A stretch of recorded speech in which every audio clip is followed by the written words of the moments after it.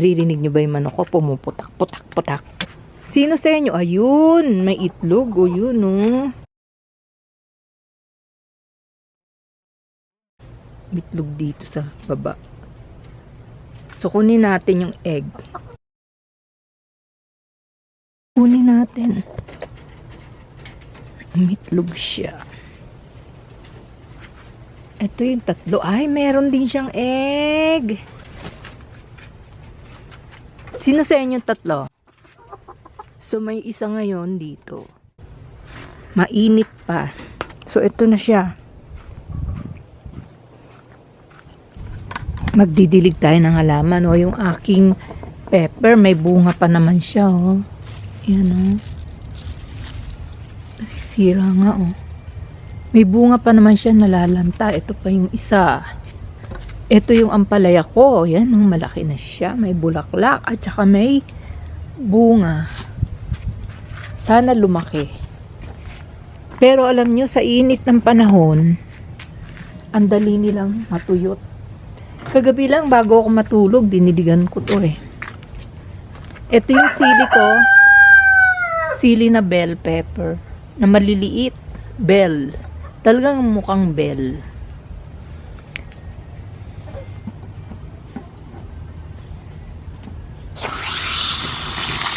Ayan, magdidilig tayo. Ito ang mga saluyot ko. Ayan, oh. Saluyot. Tinanim ko lang to na tinanim ko lang yan na stick. Yung pinagtanggalan ko ng saluyot. Pwede pala yun. Ang nagturo niyan sa akin yung nanay ko.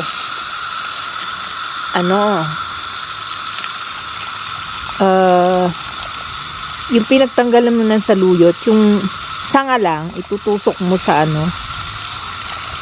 itutusok sa lupa. Pagkatapos, tutubo rin siya. Yan ang ginawa ko yan, ha. Tingnan nyo, nakabunga pa nga ako. O, may bunga yan, ha. Para next year, itatanim ko. May awa ang Diyos. Next year, makapagtanim ulit. Oh, may bunga siya, oh. Nilagay ko lang siya sa paso, sa pasong lata. Yung mga empty can milk. Ito yung baby's breath. Nagkaroon na siya ng bulaklak. Ito naman, kamote. Nagtatanim ako kahit papano. Para makaani. Maraming beses ko na yan nakuhanan ng dahon. Nilalagay ko sa sinigang. Ilang piraso ba yan? Ilang paso yan? 1, 2, 3, 4. Tapos may bago akong tanim na 3 pa. 5 ang aking ang aking mga kamote tops. Hindi bali nang wag na magbunga. Ang gusto ko lang yung dahon. Kasi pag bumili kami rito, mahal. Kukunting piraso. Tapos, $5. Ilang piraso lang. Eto, kamote ko. Anytime, pwede akong kumuha riyan.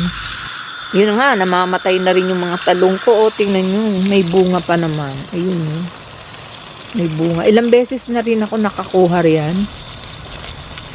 Ilang beses na ako nakagawa nung talong na may itlog. May talong ako, may itlog ako ng manok. Nakakaani rin kahit papano. Alam nyo, ang bilis matuyo. Yun, meron ako ron sili rin ron. Sili tsaka kamatis tumubo sa isang paso. Diligin natin sila. Kahit papano. Ito yung isa kong kamote at saka yung 3 bagong tanim. Ayun, didiligin natin yung kamote. Ayan. Tapos ito bagong mga tanim, saka yun, Ayan. Natutuwa ako sa ampalaya. Ayan. Marami ako bell pepper. Ito bell pepper din yan. Ayan. Kaya lang kailangan diligin na araw-araw. Ito yung aking ampalaya na natutuwa ako.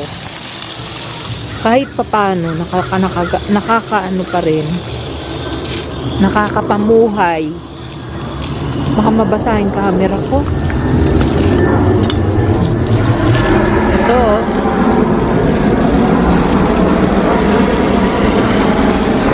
Ito, ano rin yan, bell pepper din to. Yung bell na maliliit, ayan yung bunga niya. Asan ba siya? Ayan o. Ayan na siya. Ito yung isang kamote ko, mas malaki. Ayan.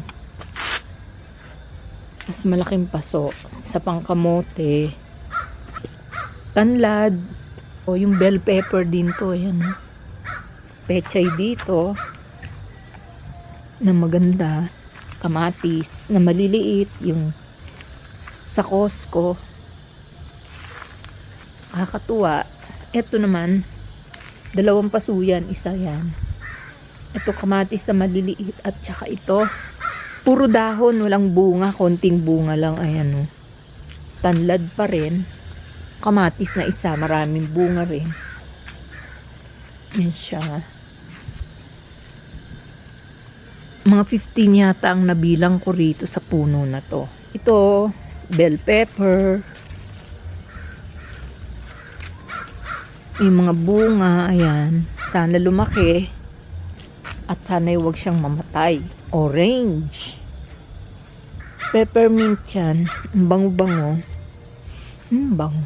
Ito yung isang kamote. Isa pa. 2 klaseng kamote ko. Isang green at saka isang purple. Yung isa doon purple yun. Ito, ano rin to. Bell pepper din to, pero yung ganyang klase pepper. Sili.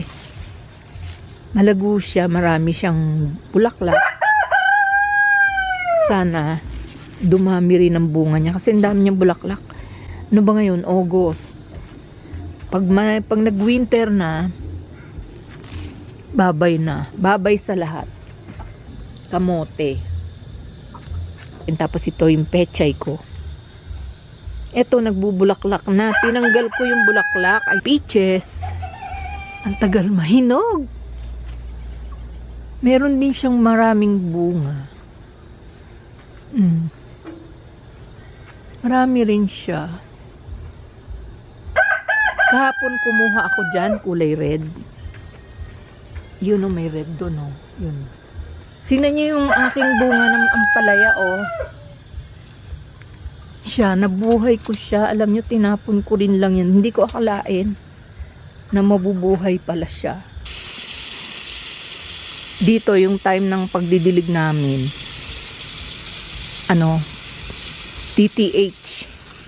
TTHS. Dapat Tuesday, Thursday,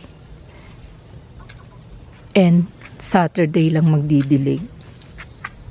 Kasi nga baka raw magkaroon ng drought. So yan na, napakita ko na sa inyo kung ano ang aking mga tanim sa backyard ko. Sa umaga, tilao ka ng... Hindi lang kami may manok. Kapitbahay rin meron. Marami kaming kapitbahay na may manok. Sa umaga, 4:00. Nagtatitilao ka na. Ingay.